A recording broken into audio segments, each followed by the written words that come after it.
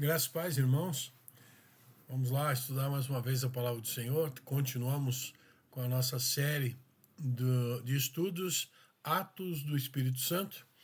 E hoje o nosso subtítulo é Chamando pelo Nome. Né? Chamando pelo nome. Quando você conhece uma pessoa, você trata então essa pessoa evidentemente pelo nome, não é isso? E isso é importante porque define que você dá valor, que você conhece e que você preza, então, por essa pessoa. Eu fico imaginando o Espírito Santo que nos conhece pelo nome e o quanto ele nos trata dessa forma particular, né? E com isso, então, nós também precisamos olhar para as pessoas e tratá-las de uma forma particular, né? De uma forma personalizada. Né? E o que ocorre é que geralmente na vida da igreja muitas pessoas se aproximam de nós através das células, através de uma conversa que nós temos, e a partir daí às vezes ela acaba se afastando, deixando o aprisco, né? Deixando a busca pelo conhecimento de Deus, né? E a pergunta que eu faço já antes de iniciarmos o estudo é: qual ovelha sumida o Espírito Santo trouxe à sua memória hoje ou agora? Não, você tem lembrança de alguma pessoa que estava se envolvendo, buscando conhecimento, o desenvolvimento na presença de Deus, mas por um motivo ou outro ela deixou de participar das reuniões, se afastou da busca, da comunhão com Deus, não só ali na comunhão com Deus, com a comunidade, né, com a igreja, e que isso tem impactado na tua vida, né? Você foi atrás, você procurou saber qual foi o motivo.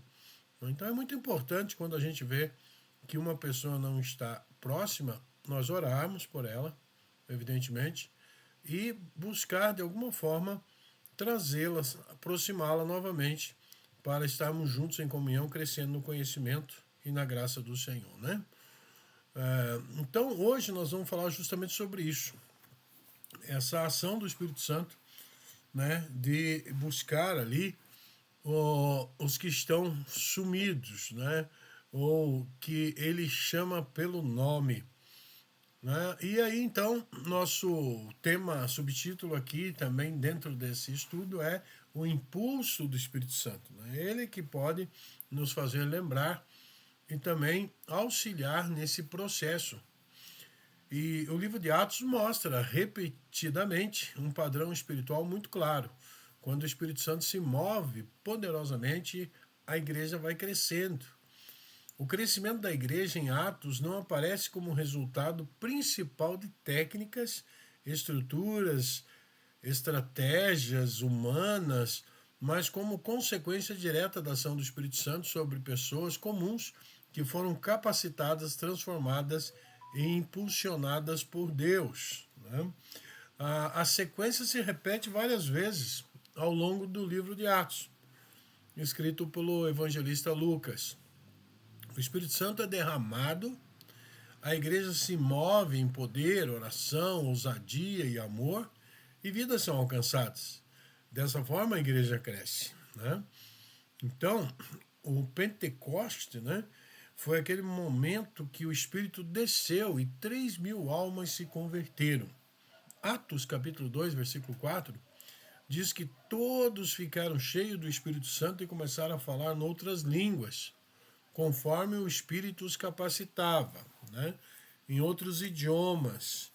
Ali havia muitas nações reunidas, e aí então houve essa ação do Espírito Santo falando no idioma em que as pessoas compreendiam a proposta de Deus para salvar o homem, que é Jesus, o Cristo, o ungido de Deus, o Filho de Deus. Né?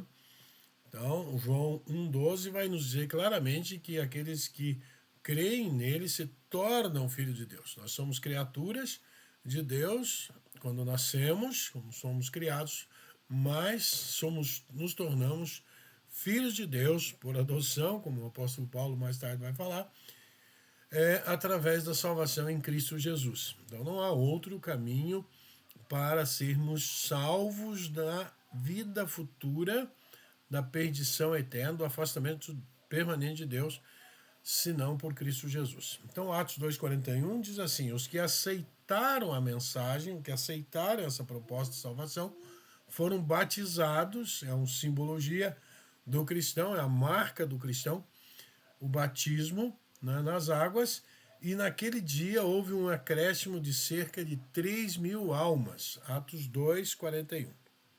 Capítulo 2, versículo 41. Então, logo após o derramamento do Espírito Santo no Pentecoste aqui, vale a pena lembrar, era a festa da colheita, era 50 dias, né, que ocorria após a Páscoa. Acontecia a festa da colheita, então por isso a palavra pente vem de penta, né? O Brasil é penta aí como campeão mundial de futebol. Pentecoste, era 50 dias. Naquele momento, Pedro, né, pregava com ousadia sobrenatural. Né? Toda a mensagem ela deve ser direcionada de maneira sobrenatural, vinda de Deus. O mesmo Pedro que antes negava Jesus, negou 3 vezes, agora anuncia Cristo ungido publicamente, com autoridade, resultando na conversão de milhares de pessoas. Então nós vemos ali, nesse primeiro momento, que o Espírito Santo ele desce primeiro. Sem a presença dele não haveria essa ação extraordinária de 3.000 almas se convertendo. Segundo momento desse estudo, nós vamos ver que a oração e enchimento traz coragem e multiplicação. Veja os textos que isso nos demonstram. Atos 4:31 vai dizer: depois de orarem, tremeu o lugar em que estavam reunidos, e todos ficaram cheios do Espírito Santo e anunciavam corajosamente a palavra de Deus. Então houve um mover de Deus e uma coragem que veio, que promoveu a multiplicação. Por que a multiplicação? O capítulo 4 ainda, na continuidade, 32 e 33, diz assim: da multidão dos que creram, com grande poder os apóstolos continuavam a testemunhar a ressurreição do Senhor Jesus. Então, o ponto principal do Evangelho é saber que Cristo venceu a morte, ele ressuscitou, e isso nos garante, né, a salvação e a nossa ressurreição também após a morte. Deus tem domínio e poder sobre a morte e ela foi vencida ali na cruz. Morte, termo original, significava separação do homem para com Deus, e agora a ressurreição religa a nossa vida com Deus. Então a religião, a religação acontece justamente nesse sentido. Em um momento de crise, necessidade e clamor, o Espírito foi derramado, né? O Espírito Santo foi derramado mais uma vez, gerando coragem, convicção e movimento missionário. A missão começou a funcionar ali, aquele ide por todo mundo de Jesus passa a acontecer, e em consequência, Atos mostra um novo impulso do crescimento e conversões. Então, nós já vimos aí que houve 2 momentos já citados, né? O Espírito Santo desceu, 3.000 almas se convertem, houve o preenchimento e a ação do Espírito Santo na vida dessas pessoas, e eles passaram ousadamente a pregar o Evangelho e com coragem as multiplicações estavam acontecendo. Também nós vemos um terceiro momento dessa situação que ocorre em Pentecostes, a santidade e o temor que gerou a expansão da igreja. Em Atos 5, versículo 11, né, grande temor se apoderou-se da igreja. Por que aconteceu esse temor? Né, esse temor aqui é no sentido realmente de respeito a Deus, né, e de certa forma medo, porque um casal, né, Ananias e Safira, decidiram enganar a Deus, sendo que os apóstolos estavam vivendo ali um momento de auxílio, né, comunitário da igreja pelas pessoas, e então havia assim um despertar de pessoas que doavam para os apóstolos valores, e esses valores eram revertidos para o bem-estar de uma comunidade que estava realmente vivendo um tempo de grande tristeza nesse sentido. E esse casal decidiu burlar essa entrega, mentindo o valor que eles tinham arrecadado, passando apenas uma parte e outra parte não, e dessa forma os dois ali foram mortos de uma forma especial aconteceu, aquilo tremendo. E, se você quiser, leia lá Atos 5, do 1 ao 11, você vai observar, então, qual era esse contexto. E, no versículo 14 de Atos 5, vai mostrar que, em número cada vez maior, homens e mulheres criam no Senhor e eles eram acrescentados à igreja, o corpo de Cristo, né? Os chamados para ir anunciar o evangelho, chamados para fora, que é o significado da palavra eclésia, que nós chamamos de igreja. Em Atos 5, o Espírito Santo purifica a igreja no episódio de Ananias e Safira, então. O resultado não foi destruição da igreja. Muito pelo contrário, mas fortalecimento e expansão.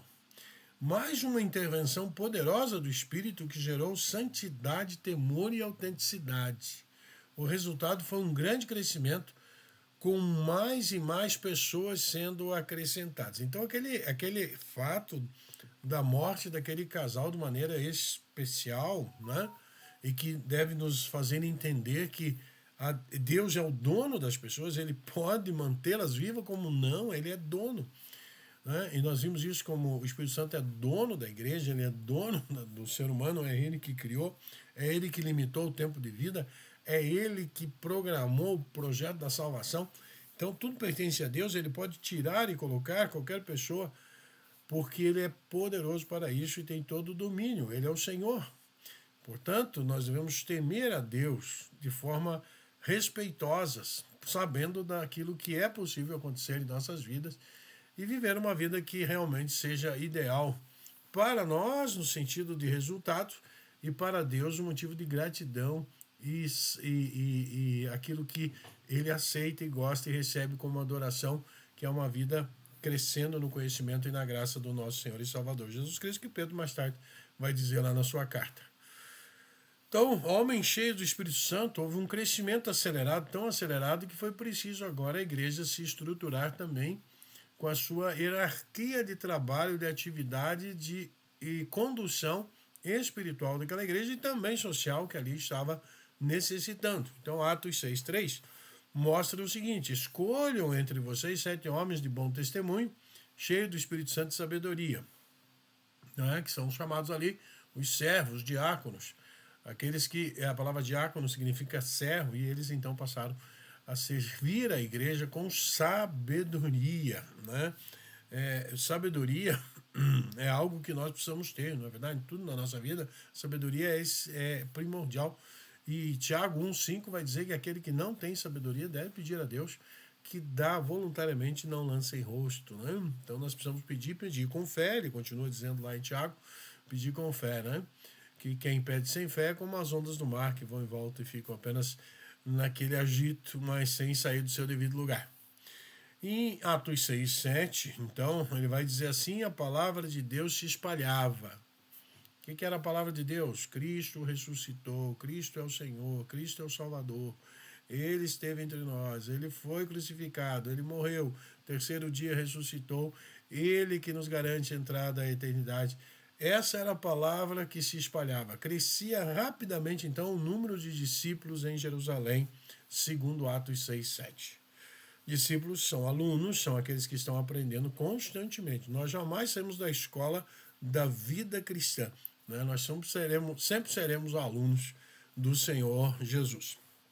Então, quando surgem problemas administrativos, em Atos 6, os apóstolos escolhem homens cheios do Espírito Santo para gerar organização e soluções.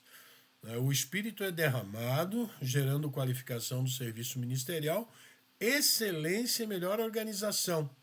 Mais uma vez, o resultado foi a expansão da membresia da igreja. Então, houve ali um problema entre a distribuição de alimentos com as viúvas, não judias e etc. E houve, então, a necessidade do mover de Deus de escolher esses homens, né, cheio do Espírito Santo, né? E houve uma expressão do Espírito Santo, um número, 7 homens, né? Então ele tinha ali já presciência o Espírito Santo de quem seriam esses homens, evidentemente, e já sabia qual era o número deles, e ali estavam eles, inclusive um deles, Filipe. O quinto aspecto deste estudo mostra que o Espírito Santo impulsiona missões e aí o evangelho avança. Em Atos 13, 2 e 3, o Espírito Santo disse: separe-me Barnabé e Saulo para uma obra que os tenho chamado. Então nós percebemos que o Espírito Santo é quem separa pessoas para a obra que já existe e é chamado para executar. Né? Lá, Atos 13, no mesmo capítulo, versículo 49, diz que a palavra do Senhor se espalhava por toda aquela região. Havia um agir contínuo, imparável, né, que levava a palavra do Senhor àquela região e ali então havia então um acréscimo de vidas sendo salvas pelo poder de Deus. Então esse movimento missionário nasce na direção do Espírito Santo e debaixo da oração e de jejum e de entrega voluntária de pessoas que querem realmente fazer a obra de Deus. Sobre a clara liderança poderosa e capacitação do Espírito Santo. A igreja se espalhou por vários países de então e houve decisiva expansão no evangelho. Isso começou então a gerar uma notoriedade. A igreja passa a ser notada pelos poderosos, né? E evidentemente que algumas pessoas se assustaram com aquele crescimento e o medo foi então uma contra-reação, uma ação e até mesmo, infelizmente, muitos cristãos, né, foram levados à morte em função desse crescimento, pelo medo de homens maus, de perder seus domínios, suas autoridades religiosas e por assim vai, e reinos, né, constituídos. Portanto, o Espírito Santo ele estava consolando também aquela igreja e aquelas pessoas, sabendo cientes, conscientes, tão próximas da realidade que ocorreram, não fugiam da raia. Se eram questionadas sobre sua fé, elas se declaravam cristãos, mesmo que isso levasse à morte. Porque a morte, para nós, ela é um estágio em que nós teremos que passar, mais cedo ou mais tarde, e quando passarmos, o importante é estarmos prontos, preparados e garantidos na presença de Deus, e isso só acontece através de Jesus. Então, o mesmo Espírito Santo que fez a igreja crescer em Atos é o Espírito Santo que move o coração da igreja hoje e com compaixão pelas pessoas. Então, o crescimento da igreja é motivado por amor. O Espírito Santo conhece cada ovelha pelo nome, né? Sem falta de ele sente, né, a falta de cada pessoa distante e continua chamando os filhos de volta para casa, porque ele é o dono. O livro de Atos mostra uma igreja em constante crescimento. Repetidamente a Bíblia afirma que o Senhor lhes acrescentava os que iam sendo salvos. Atos 2:47. Né? É o Espírito Santo que coloca uma pessoa que convence do pecado, da justiça e do juízo, e a partir desse momento é que a pessoa toma essa decisão graciosa de ser filho de Deus e se tornar membro da igreja dos salvos em Cristo Jesus, né? Quando lemos os números em Atos, 3.000 salvos, 5.000 convertidos, precisamos lembrar que não eram dados estatísticos, eram pais, mães, jovens, crianças, famílias inteiras sendo alcançadas pela graça, que significa favor imerecido de Deus para conosco, né? A graça do Senhor é o favor que nós não merecemos, mas ganhamos porque assim ele decidiu. Então o Espírito Santo continua movendo a igreja hoje pela mesma razão. Compaixão pelas pessoas, pelas almas perdidas. Da mesma forma, quando Jesus contou a parábola da ovelha perdida, lá em Lucas 15, ele mostrou o coração do Pai, de Deus, do Senhor. Jesus mostrou quem era o dono da ovelha, né? Ali, as 99 ficam no campo, ainda assim cuidadas pelo pastor que ali estava, né? Evitando que elas fugissem do aprisco. O aprisco era um local fechado, onde só tinha uma porta, e aquela porta era onde o pastor ficava atento para que não houvesse nenhum tipo de fuga e também para que não entrasse nenhum lobo ou alguma coisa nesse sentido, né? Mas o dono foi atrás daquela ovelha perdida e às vezes ele nos usa também para ser o promotor de uma palavra de reconciliação para aquela pessoa. Isso não precisa ser um pastor de igreja local. Qualquer um de nós pode ir e buscar uma ovelha que está afastada e ensinar e trazer e até mesmo às vezes carregá-la e cuidar das suas feridas para que ela volte ao convívio com a igreja do Senhor Jesus, onde é o ambiente que nós adoramos coletivamente e aonde nós aprendemos a palavra de Deus. Então, aquelas 99 ficou no campo e ele foi buscar, Deus, o dono foi buscar, Jesus ali, qual de vós sendo o dono, né, de 100 ovelhas, sentindo a falta de uma que sumiu, não deixa as 99 no aprisco e não vai atrás buscar aquela perdida, né? Quem pode mudar o coração realmente da pessoa é o Espírito Santo. Então nós podemos ser instrumentos, mas quem muda é o Espírito Santo. Aos olhos humanos isso parece irracional, na verdade, mas aos olhos de Deus uma pessoa nunca é apenas um número. Ela tem nome, ela tem uma identidade espiritual, né? Diante de Deus todos têm uma identidade espiritual. Então, Lucas 15:4 diz assim: qual de vocês que possuindo 100 ovelhas e perdendo uma não deixa as 99 no campo e vai atrás da ovelha perdida até encontrá-la? Né? Então Jesus mostra que uma única ovelha importa profundamente, né? É percebido a sua ausência, o pastor percebe, os irmãos percebem, ele sente falta. Ele conhece suas ovelhas individualmente e isso muda completamente a forma como enxergamos a igreja. Às vezes, vemos alguém se afastar, né, e até pensamos, tem muita gente, ninguém vai notar, mas o céu nota, Jesus nota, o Espírito Santo percebe quem está faltando. Por isso, uma igreja cheia do Espírito Santo é uma igreja que conta as pessoas medindo o crescimento, conseguindo assim fazer ou saber o nome de cada um e sentir falta das que estão faltando. Talvez hoje existam amigos nossos sumidos, irmãos, pessoas que caminharam conosco, participaram da célula, participaram da igreja, ouviram a palavra, viveram a experiência com Deus, mas se afastaram. E a pergunta que fica é, será que estamos sentindo falta dos nossos amigos sumidos como Jesus sente? Ele sendo o Senhor, o dono das ovelhas, nós somos apenas pastores e que estamos a serviço do reino. Nós não somos proprietários das pessoas, não somos dono da pessoa. Quem é dono é Deus, é o Espírito Santo que é o dono. Nós somos apenas uma ferramenta e nós temos vocações, somos vocacionados por Deus, somos chamados por Deus para agir nesse reino. Então, para concluir, o livro de Atos nos mostra que uma igreja em crescimento constante, né, nos mostra uma igreja em crescimento constante no livro de Atos. Mas Lucas 15 nos mostra o motivo desse crescimento, o amor de Deus pelas pessoas.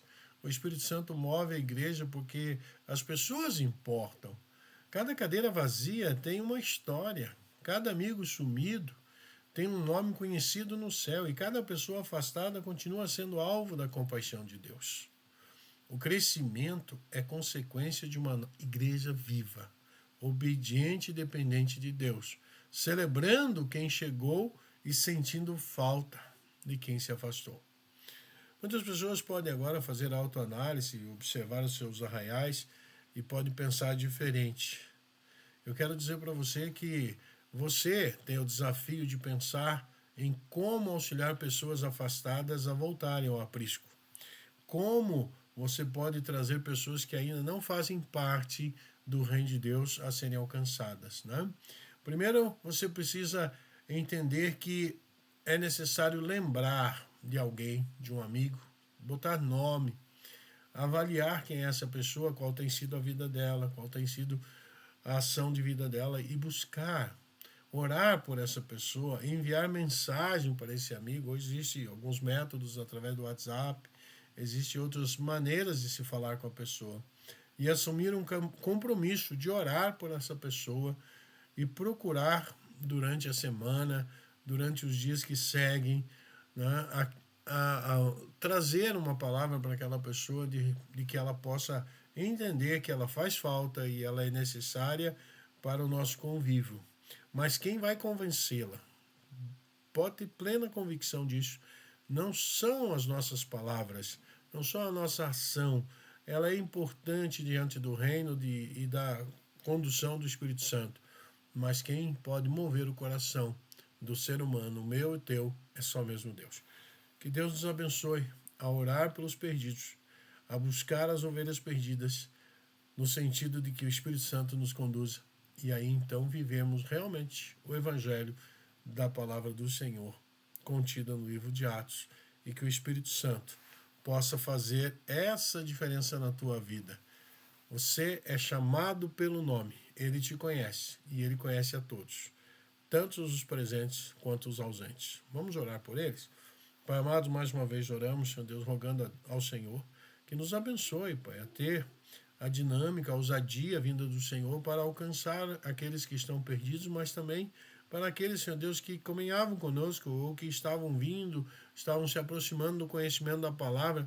Talvez a semente caiu ali à beira do caminho, Pai, ou nos espinhos, ou nos pedregais, e que nós possamos auxiliá-las a ir para o campo bom, para a terra boa, preparar essa terra e essa pessoa possa ser alcançada para o Senhor, Pai. Não permita que as dificuldades que o inimigo apresenta sejam um impedimento para que nós continuemos, Senhor Deus, nessa missão tão importante que é de proclamar a salvação no Senhor Jesus e reconhecendo, Pai, que o Senhor é poderoso para mover qualquer coração endurecido, para curar, Senhor Deus, qualquer ferida aberta por palavras, por ações, e também, Senhor Deus, trazer novamente essa pessoa ao seio da igreja, aonde viverá, Senhor Deus, não só aqui na terra, mas na tua presença eternamente. Que o Senhor nos abençoe e guarde, continua guardando essa célula, os irmãos que frequentam, aqueles que têm, Senhor Deus,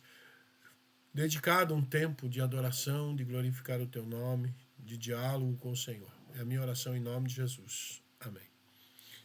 Que Deus nos abençoe, que o Espírito Santo esteja aí com você, no teu coração, trazendo graça, paz, alegria, amor. Todo o fruto do Espírito Santo esteja presente na tua vida. É a minha oração em nome de Jesus. Deus abençoe e até o nosso próximo encontro, se assim o Senhor nos permitir.